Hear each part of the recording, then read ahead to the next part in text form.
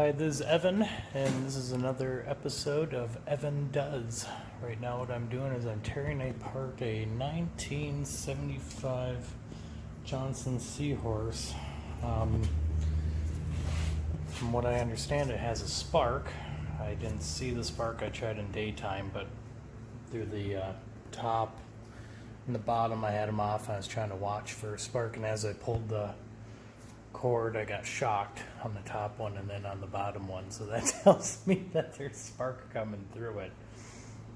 Again, I don't have all the tools that a mechanic has. I can't check for gap. I can't check for spark by hooking up to something. I'm all visual here. So what I did do, and I should have started this video sooner, but I took the fuel filter off to check if it was getting fuel. Fuel's coming to it. I took it all apart. There's springs and all kinds of stuff in there. I don't suggest doing that. It's almost worth it to buy a new one. But I did get it put back together, and I think if I videotaped myself doing that, it won't be kid-friendly anymore. So right now I'm just going to be matching that up with the backside onto the holes here, and then putting the out back on, and then I'm kind of just tracing where the gas goes, and hopefully once I get to the gasket, I mean, if everything's wet and the spark plugs when I take them out is wet, so I just don't know if there's a spark and gas is getting to it and why it's not starting. There was a lot of gas that came out of the outline, so maybe it just got flooded and now I'm letting a lot of gas out of it. Maybe I'll pull it and it'll start, I don't know, but I have to get it set up on my boat and put a pair of ear muffs on it to the inlets here. The hook a garden hose up to it, and they're called ear muffs. And then you run water through it, and you never want to start an outboard motor out of the water because it'll ruin it. And it happens quickly from what I understand, so. If I come across anything else important, I'll make sure to post something, but for now, this is what I'm doing, just tearing apart this outboard motor.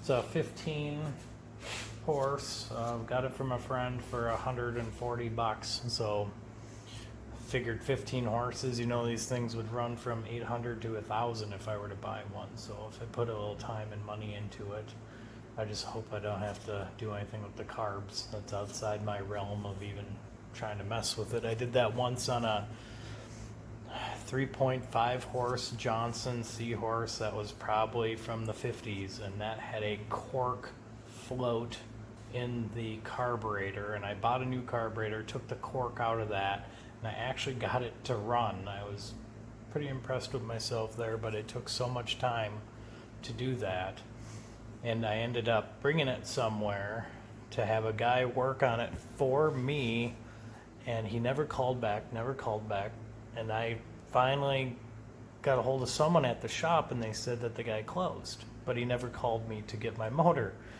So I literally had to hunt him down, find his name, reverse address lookup, find his house number. I called his house maybe through 10 different days. Finally, I assume his daughter picked up and said, "Oh yeah, that's my dad." He went and got him. And I talked to him. I said, "Hey, you have my boat motor, 1950 Johnson Seahorse." "Oh, yeah, no, I was working on it." Yeah. No, you weren't. You were stealing it. So Buddy and I got his address through reverse lookup, told him I was going to be picking it up, and he wasn't happy with that, but he wasn't working on it either. At this point, he had it for 3 months. So we went over there and got the motor, and he handed me parts with it, and there's no exchange in money. I didn't give him anything. I was just happy to get my motor back.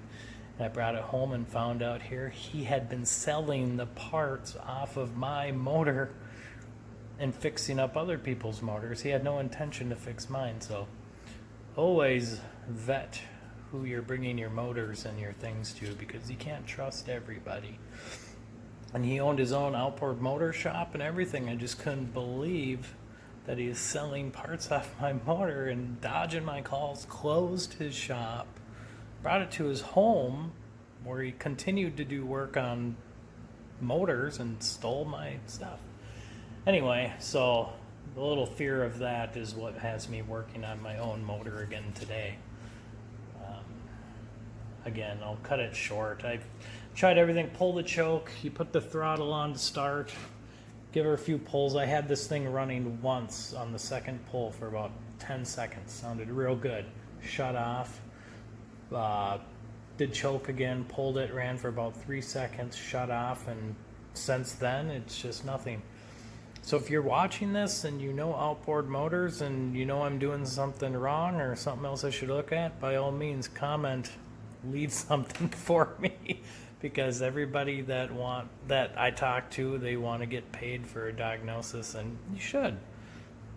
But you know, right now it's kind of fun to diddle around with it, and even to get an old manual, people want buku bucks for that, for archive access. So this is what I'll do. I'll just diddle around with this thing for a little bit, and sorry for the rant, but yeah, that's what I'm doing on Evan Does.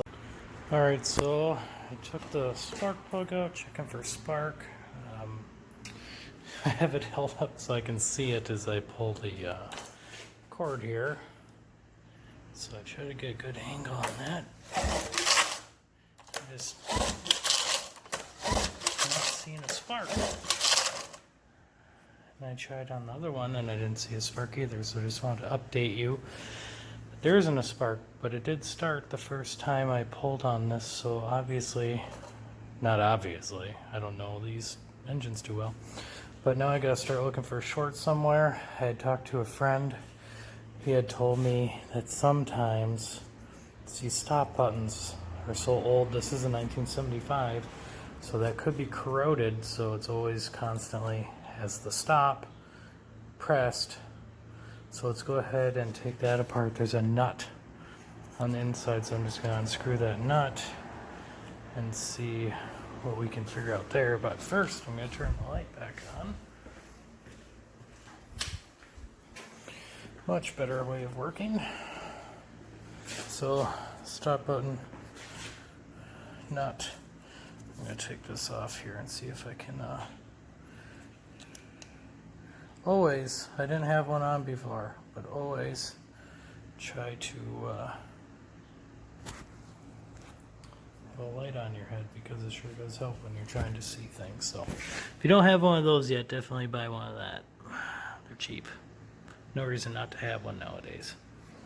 So I'll go ahead and pull that apart, and if I find anything, I'll holler back.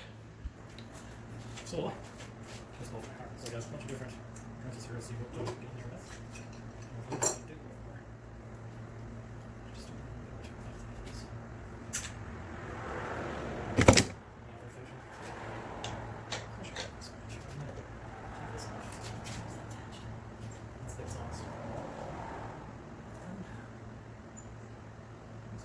Good.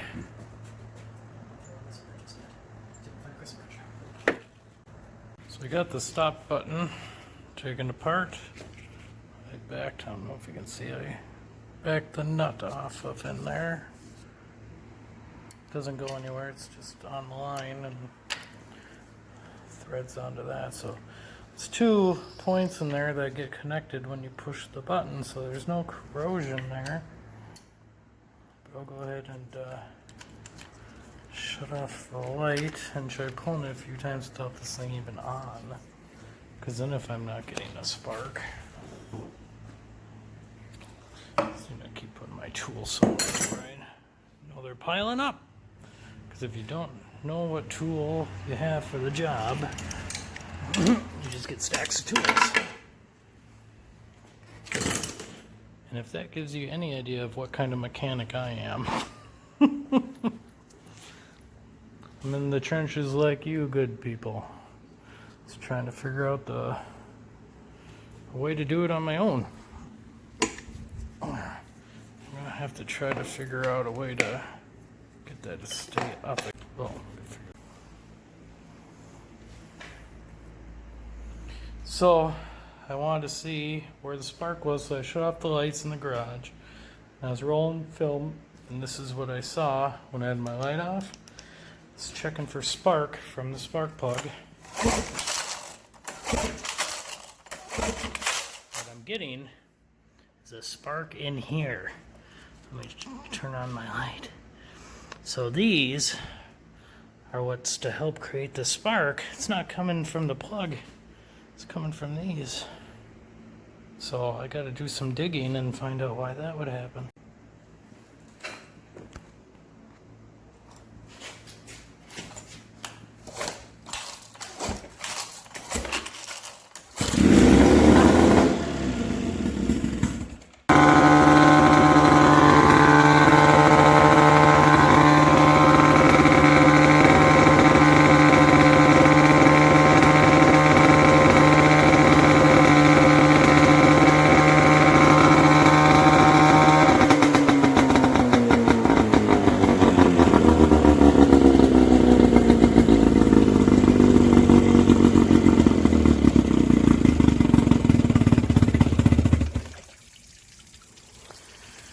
Well, there we go.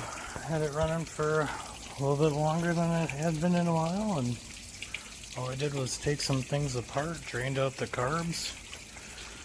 I made this stand, so don't laugh at it too much. But go ahead and see if I can get it running like that again. If I can, I have no worries taking this out on the lake.